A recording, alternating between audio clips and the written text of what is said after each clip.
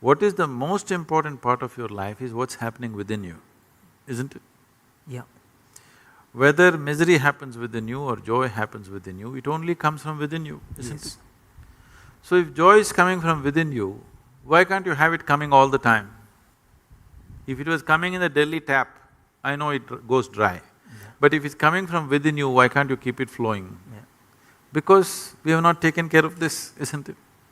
How you are should never be determined by how somebody else is. Yeah. Once you allow that, you will remain a slave to somebody all your life, Yeah. because they will decide whether you will be happy or unhappy. Yes. The question is not about justice and injustice, that's a different thing.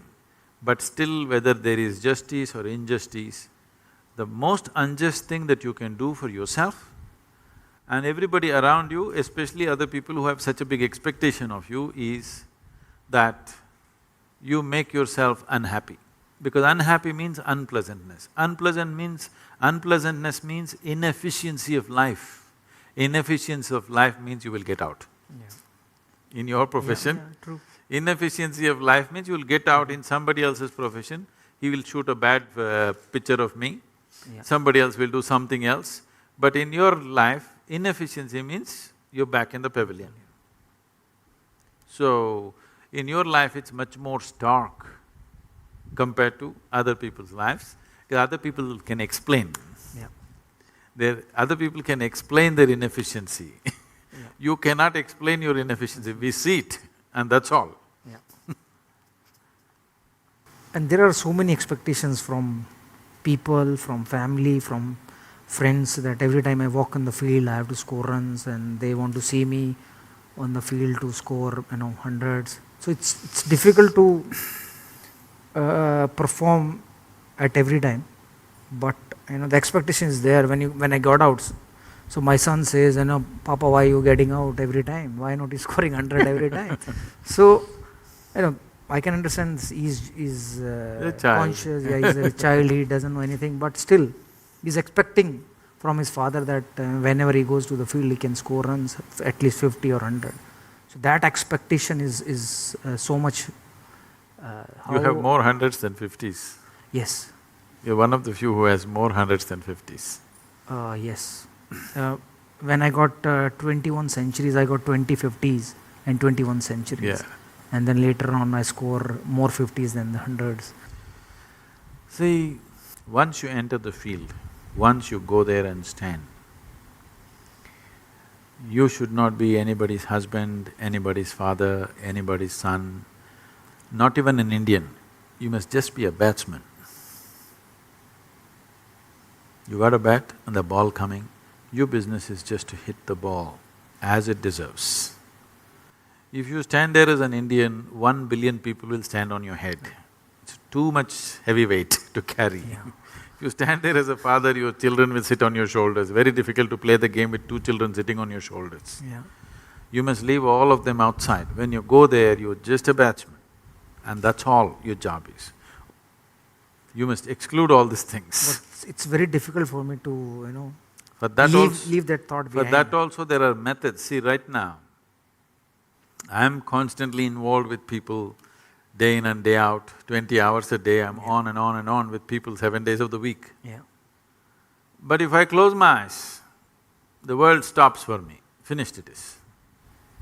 The world doesn't even exist for me if I close my eyes. You must bring at least a little bit of this essence into your life, that there is… See, you were born alone? No. Or were you born with 1 billion people? Yeah, born alone. Alone. Yeah. When you die, you'll die alone. Yeah. Right now, within this body, you live alone. Yeah. You may do many other things. Yeah. All these other things come in between and go in between, okay? Yeah. One way or the other. This being, this piece of life is a complete piece of life as Creator has made. This doesn't become complete by making additions to it. It's incomplete human beings who invented those things. This is a complete piece of life. So, bringing this into your life, there are methods to do this. Yeah. That every day if you simply close your eyes and sit for a few minutes, you must be able to shut off everything. Yeah. If this happens in your daily life, when you go and stand there, it's just a business between you and the ball, that's all. And that's all it should be. Yeah. This business does not involve your family, does not involve India, does not involve anything. It just involves the laws of physics, the ball, the bat and you, that's all. Really appreciate. I want to ask a question that when I'm playing, there is a couple of negative thoughts comes in my mind that, when the bowler is running and he's ready to deliver the ball, suddenly the thought comes, hit the ball.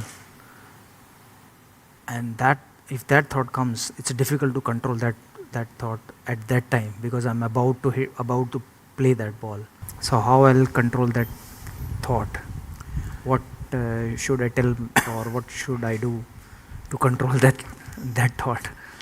Hit the ball is not a bad thought.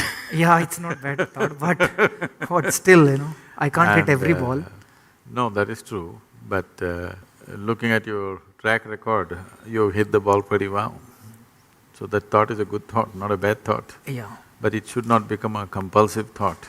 And above all, so this is something that all of us have to understand, whether it's you're playing cricket or you're running a business or whatever you may be doing. There is something called as reality. Yes.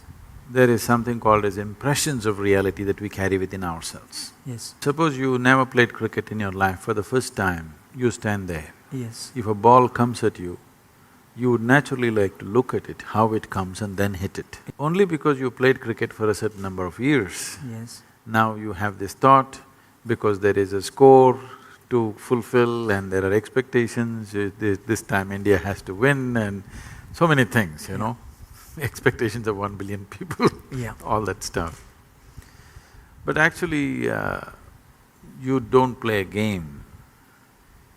I would call everything a game in life. Yes. Whether you're on a playing field or you're in any other field, it is a kind of a game. You don't play any game well, you don't win a game because you want to win. Yeah. You don't hit a ball because you want to hit. Yeah. It is only because you do something right, it all works. So if you want to do something right, if you want to do anything right, first thing is we're able to grasp the situation for what it is.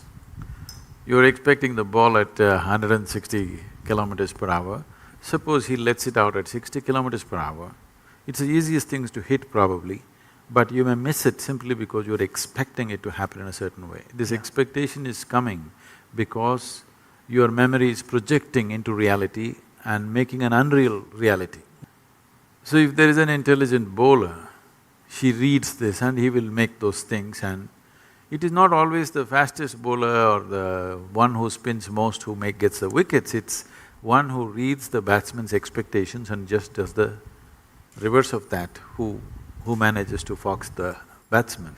So it doesn't matter which aspect of life, whether sport or otherwise, the important thing is we are able to grasp what is there and do the appropriate action. Yeah. In a sport, it becomes very, kind of focused because so many people watching, and we know if you don't hit the ball right, all of us know it. Somebody is driving, if he, instead of missing the pothole, if he hits the pothole, maybe not everybody notices. Somebody is doing business, instead of doing the right thing, if he goes little off, maybe not too many people notice it. But in sport, if you don't hit the ball, if you don't take the ball in the center of the bat, all of us notice it. Yes. Not just you, Yes. not just the bowler. Every one of us know that you didn't hit it right. So because of that, all this is building up. I was just talking to somebody and they are just then… somebody was telling me, we got to beat Pakistan this time. I said, don't try to beat Pakistan, just hit the ball. Yes. If you want to beat Pakistan, they'll wage a war, okay? Yeah. You don't try to beat Pakistan, all you have to do is hit the ball. If you try to beat Pakistan, Pakistan is not in the ball, it'll be somewhere there. Yes. In trying to beat that, all that'll happen is you'll go and sit in the pavilion. That's all that'll happen. Yes. In human mind, there is perception, there is memory, there is imagination. People are not able to keep these things separate. There is memory of the game, there is imagination of how you will carry the cup, and there is a reality of a ball coming at you. It is only the reality that you can handle. Memory and imagination you can only fancy with. One is about that which is over, one is about that which is yet to happen. The reality is the ball is coming and you have a bat in your hand, you have to hit it the way the ball deserves it, not the way India deserves it, not the way Pakistan deserves Yes. it, not the way somebody else deserves it. You have to hit the ball the way the ball deserves it, the way it's coming. So to keep this clarity of mind, there are methods with which you can hold your mind in such a way that this moment if I sit here, the memory of who I am, my parentage, my upbringing, my growing up, my things or things that I know, if all these things come right now in my mind, I will not perceive what is here. Memory will play. Yes, Memory is not a reality yes, because it is about something that is over, which does not exist. That which does not exist, if it impedes into that which exists, you will miss that which exists. This is so in everybody's life, but in a sports person's life, the effect of that is immediate. In other people's lives, it'll pay out and they will see it after some time that it doesn't work. yes. But with your life, it's right there. You're either at the crease or you're sitting up there and clapping for somebody. Yes. It's very clear. So because of that, it stands out, but this is true for everybody's life. So see, when you're given such a sophisticated mechanism called mind, human mind is not a simple thing, it's a magnificent mechanism. Even if you buy a phone, a simple phone, which they're calling it smart, it's not as smart as you, okay? Yes. But even if you buy a phone, you have to read a manual which runs into 20 pages of how to use it. Yes, They're not telling you how it works, they're only telling you how to use it will take a certain amount of study. If you want to know how it works, it will take much more yes. amount of study. Did you ever read the user manual for your brain? No. That's the whole thing. We are not looking at how this works, simply we are trying to use it. By nature or by accident, people may get to use it, but not consciously. But is there a method or There is a method. a technique to This is a use very established method. it? Okay. My next question is that only how I'll control that thought? Don't try to control it, you need to liberate yourself from this. Okay. See, I am not talking about controlling your mind. Yeah, I am talking about liberating it yeah, from all kinds of additions that it has added on. yeah. If you control your body, if you control your mind, what it means is, control means to hold it within certain limits. But you become who you are in the world only because you cross the limits. Only because you cross the limits that other people never cross, you become whoever you are in the world. So the method should be not of control, but of liberation. Over a period of time, you gather a body and a certain level of mind. These two, if we know how to use it to our advantage, it'll work one way. But a whole lot of humanity uses their body and their mind to their disadvantage.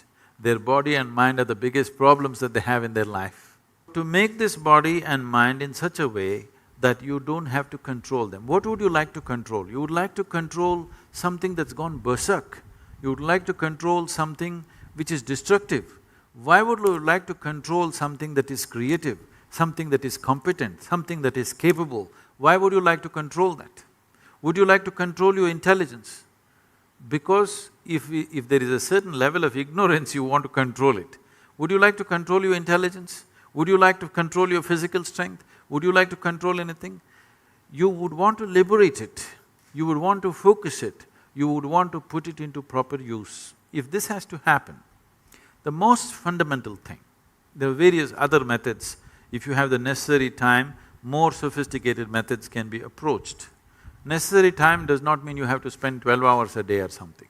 If you spend 20 to 30 minutes a day, you can do miraculous things for yourself. Because you know how to play the game, you know how to do all that it takes is little more clarity at that moment, and the body and mind responds with much more ease rather than tension and fear and anxiety, it responds with ease. There is substantial scientific and medical information today to clearly say, only when you are at ease, your body and mind functions at its best. We have given it to the cricket team also, I don't know if it reached you. This is called as Isha Kriya. This is a simple process. The important thing is to make a distinction between what is you and what is not you. When I say what is you and what is not you, whatever you associate yourself with, after some time you start experiencing it as myself, because somewhere in your mind you identify with it. Starting from the most fundamental thing, it goes into various things, which causes enormous amount of disturbance and misery. But the most basic thing which breeds this is your own body and your mind. When we say your mind is largely the thought process and emotions that go on there. This thought process and emotion mainly happens the way it happens because of the type of memory that you have gathered there. Obviously, you gathered memory over a period of time, isn't it? The body, the physical body, from the time when you were born and how you are today, you gathered this over a period of time. Anything that you can gather can be yours, but can never ever be you, isn't it? So to create a distinction between what is you and what is not you, if this distinction arises, which is what Isha Kriya does, if you bring this distinction into your life, you will see suddenly your ability to use your body and your mind is phenomenally enhanced, many fold. The same body and same mind, simply because you're not tangled up with it, you can use it so much better, simply because there is a little bit of space between you and your body and you and your mind. This is guaranteed from me.